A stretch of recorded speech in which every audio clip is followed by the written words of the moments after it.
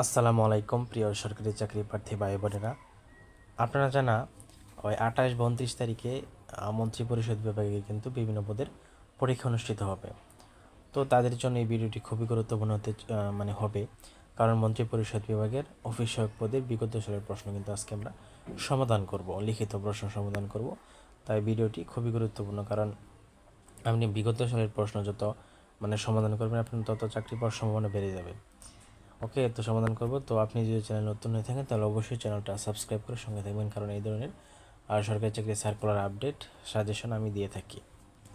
ওকে, তো এখানে প্রথম মেসেজ দেখতে পাচ্ছেন যে বাক্য শুদ্ধ করে লিখুন।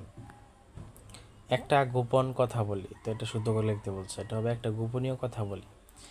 তারপর খ, তিনি আরোগ্য হয়েছেন। ঠিক আছে, তারপর গ, এই কথা প্রমাণিত হয়েছে হবে। তারপর রয়েছে যে যা আমি সাক্ষী দিয়েছি। আচ্ছা, এগুলো আর কি। 2 নম্বর, এক কথায় প্রকাশ করুন। উপস্থিত বুদ্ধি আছে যা তাকে বলে প্রত্যুৎপন্নমতি। ক্ষমা পাওয়ার যোগ্য তাকে বলা হয় ক্ষমার হ।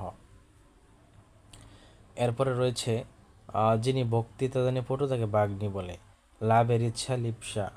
আচ্ছা, তারপর হচ্ছে 3 নম্বর, সন্ধি বিচ্ছেদ করুন। অহরহ, শশাঙ্ক, ক্ষুধার্ত, মৃন্ময়, এগুলো সন্ধি বিচ্ছেদ করুন, খুবই ইজি। তারপরে বিপরীত শব্দ লিখুন। অর্বাচীন মানে প্রাচীন। তারপর হচ্ছে সৌম্য, অগ্র, তিমির, আলো। এখন আমরা ইংরেজি অংশ দেখব। 15 নম্বর ছিল।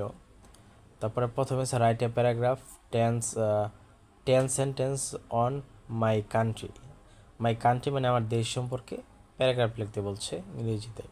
তারপর রয়েছে correct correct complete the following sentence. তো এখানে দেখে কারেক্ট সেন্টেন্স কোনটা, এটা করতে বলছে। I wish I was a government servant, তো আই ওয়াজ না এর হবে আর কি। তারপর রয়েছে not Kabita but her friends is study, তো এখানে কোথায় বলেছে সেটা সঠিকভাবে লিখতে বলছে। তারপর C number, Karim can play dash flute. Karim can play the flute. Please handle with, তারপরে কী হবে এটা, honesty is the best policy, এটা। আচ্ছা, এরপরে আছে বঙ্গানুবাদ করুন। The UNESCO on 17 November in 1999 proclaimed February 21 as the International Mother Language Day in recognized of the sacrifices of the martyrs for the rightful place of Bangla. তারপরে রয়েছে the day is now annually observed worldwide to promote awareness of linguistic and cultural diversity and মাল্টিলিঙ্গুয়ালিজম। তো এটাকে বাংলা অনুবাদ করতে বলছে যে UNESCO আপনার 17 November 1999 সালে কিন্তু আন্তর্জাতিক মাতৃভাষা হিসেবে স্বীকৃতি পায়। স্বীকৃতি পাওয়ার পরে 21 ফেব্রুয়ারি আন্তর্জাতিক মাতৃভাষা দিবস হিসেবে পালন করা হয়।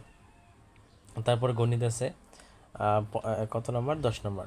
একজন দোকানদার প্রতি হালি ডিম 25 টাকা দরে ক্রয় করলে প্রতি 2 হালি 56 টাকা বিক্রয় করে, তার শতকরা কত লাভ বা ক্ষতি হবে।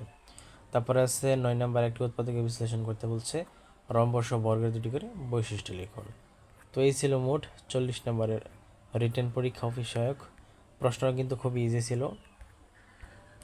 ওকে, প্রশ্নটা খুবই ইজি। যাই হোক, তো আপনি যদি এই ধরনের সরকারি চাকরি সার্কুলার আপডেট সাজেশন পেতে চান, আমি সকল ধরনের বিষয় নিয়ে কিন্তু এই চ্যানেলে আলোচনা করি। তো অবশ্যই চ্যানেলটা সাবস্ক্রাইব, লাইক, কমেন্ট করে সঙ্গে থাকবেন। আপনার একটা লাইক, কমেন্ট, সাবস্ক্রাইব আমাকে কিন্তু ভিডিও তৈরি করতে আরও উৎসাহিত করে। আর ভিডিওতে কোনো ভুল হলে বা কিছু হলে তাহলে অবশ্যই ক্ষমা সুন্দর দৃষ্টিতে দেখবেন। কোনো কিছু জানা থাকলে অবশ্যই আমাকে কমেন্টে জানাবেন। ধন্যবাদ সকলকে।